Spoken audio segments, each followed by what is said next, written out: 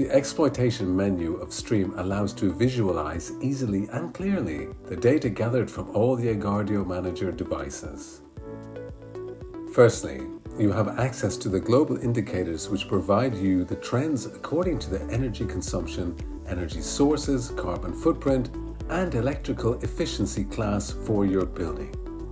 Those data are available rolling the last 7 days, 30 days, or 12 months. Second thing to see is the communication status of the products. As you see, there are 218 products communications, whereas 3 are not connected. You also have the status of the tripping coming from the protection devices like the circuit breakers. Here we have 112 protection products with no tripping issue currently in the installation. In the upper part of the window, you have different filters to display what you want to visualize. The first one is the mode of visualization, the total with everything cumulated, the evolution for a given period, and the evolution per building. If you want some comparisons between buildings, then you can select the time frame for the week, month, or year. A comparison can be made with another time frame. Finally, you can select the building you want to visualize, whether it is every or just the one building. You have now the result of your selection in the graphic below.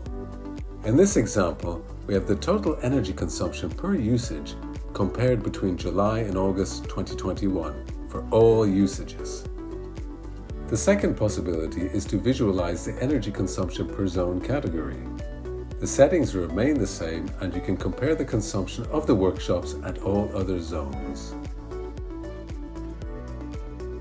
The third one is the energy consumption per building. In this example, in Aubernais, we have 4 buildings that display the total consumption of all the usages and zones. The next dashboard displays the distribution of the different electrical sources of energy regarding the type of building you have chosen. In this case, you have the main grid, the genset, the wind, and the solar for the selected period with the consumption in kilowatt hours of the different sources of energy. The carbon footprint is also given for each source. This information can also be displayed in the form of currency. Next, the dashboard aims to visualize the electrical energy distribution per building for different sources of energy. As always, you can filter what you want to visualize. For example, the main grid only concerns this building B01, whereas the other sources of energy concern the laboratory. So, you get the distribution of all the located sources of energy for the different buildings. Finally, it is also possible to get information about non-electrical sources like water, gas, steam, or air.